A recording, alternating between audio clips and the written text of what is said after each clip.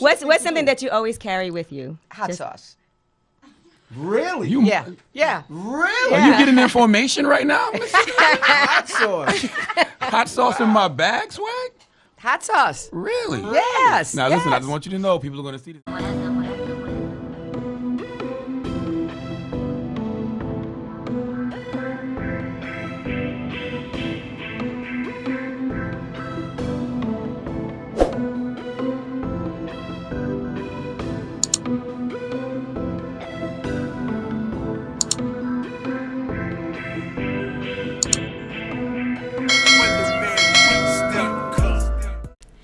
I have a video to show you, but before I do, like the video, subscribe, share, follow, comment, do something so the algorithm can do something for me.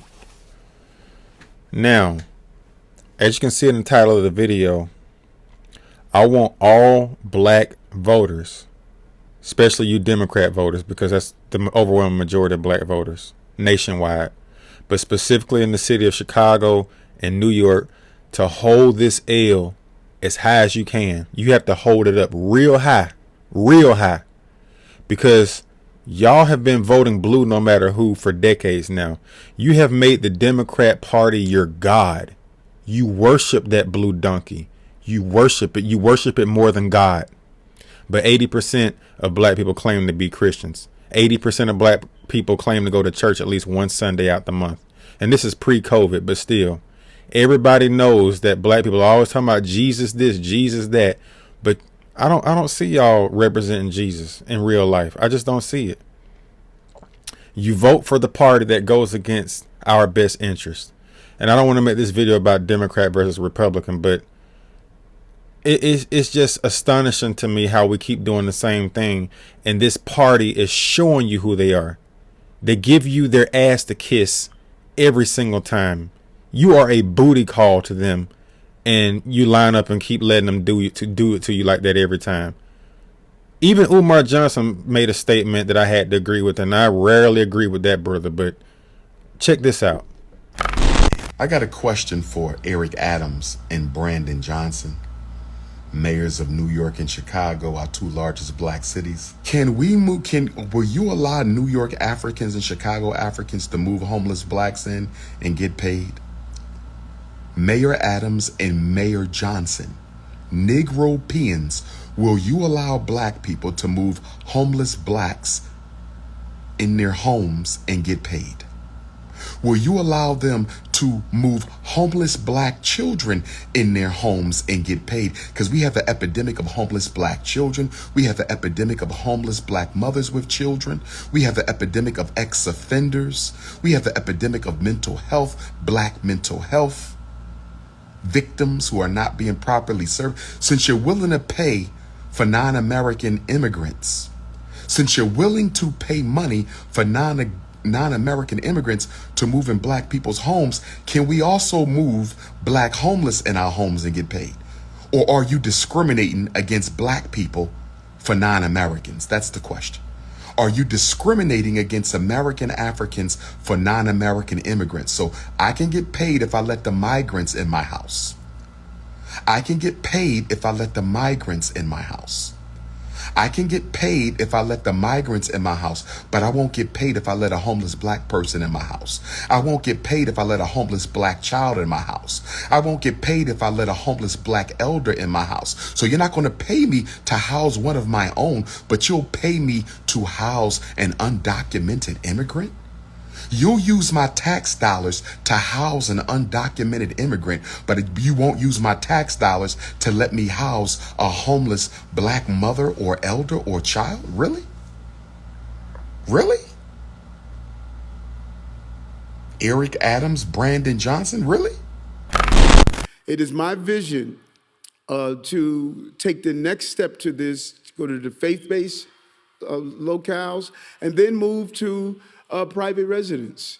There are residents who are suffering right now because of economic challenges. They have spare rooms, they have locales, and if we can find a way to get over the 30-day rule and other rules that government has in its place, we can take that $4.2 billion, 4.3 it may be now, that we potentially would have to spend, and we could put it back in the pockets of everyday New Yorkers. So, yeah, I mean, that's a slap in the face to the black voters in the city of New York and Chicago. And I'm going to show you one more clip on Chicago real quick. It's not very long. But the mayor of New York is proposing spending over $4 billion on helping the illegal immigrants find housing. And they want to pay residents of New York City to let the illegal immigrants sleep in their homes and live in their homes if they can work out some of the regulations so they can, not be there indefinitely. But that's a spit in the face to your voters. I mean, you got black people in the city of New York and Chicago starving on the streets, homeless, dying in this heat wave that we got. And they're proposing spending billions of dollars. I think Chicago is spending over $50 million, but we know that number is going to go up. And these cities got all kind of problems. But this is who they are. They're showing you who they are. They're showing you that the Negro is an afterthought. The Negro is worthless to the Democrat Party except during election season. You are a booty call. You're a political booty call. They only call you when they want some. And to you, it means the world, but you're nothing but an orgasm to them. You're a political orgasm. You give them that high of winning elections, counting the votes and getting whoever they want to get elected. And then they go off with their other whores on the sunset. It's disgusting. It is incumbent upon us black men specifically to start getting more involved in the political process. I'm not saying that Chicago and New York are going to start voting Republican anytime soon, but in certain parts of the country, man, don't let your state become like Illinois and New York. There's a reason why those states are fleeing. People are fleeing those states to come to states like Florida and Georgia and Texas and the Carolinas and a few other Western states because the policies are trash. They're fleeing California too. They're fleeing Maryland too. There's too many of them coming down here to Georgia.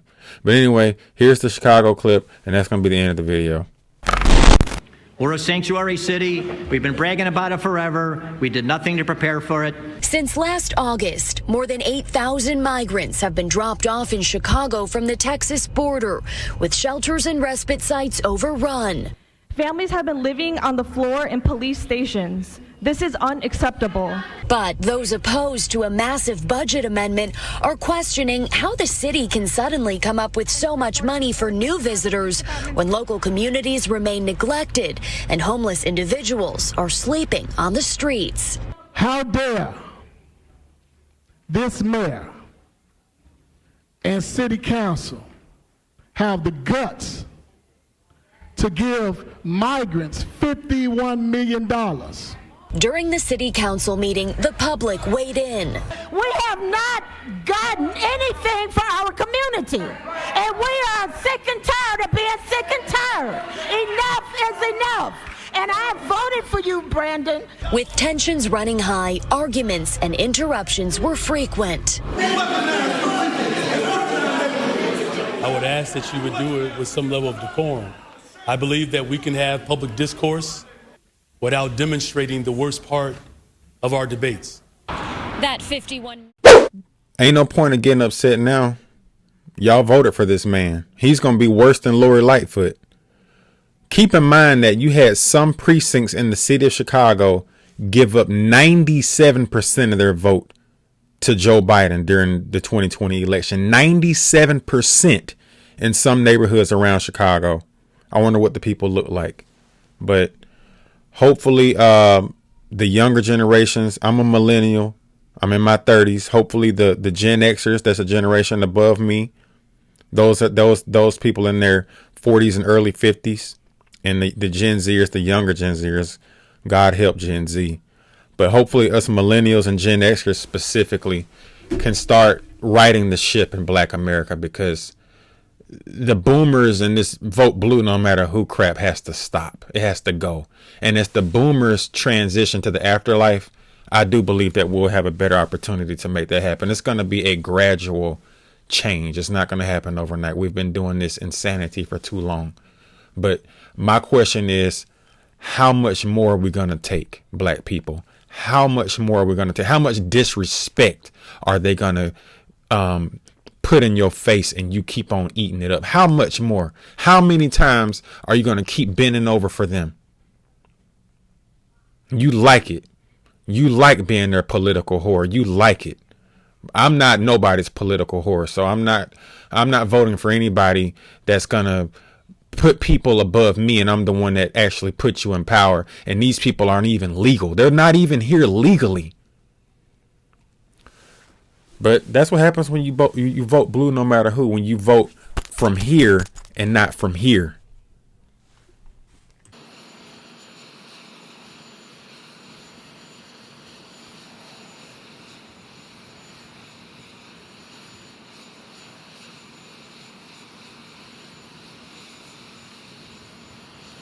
I said I like to twerk and I like to vote, so this is right up my alley.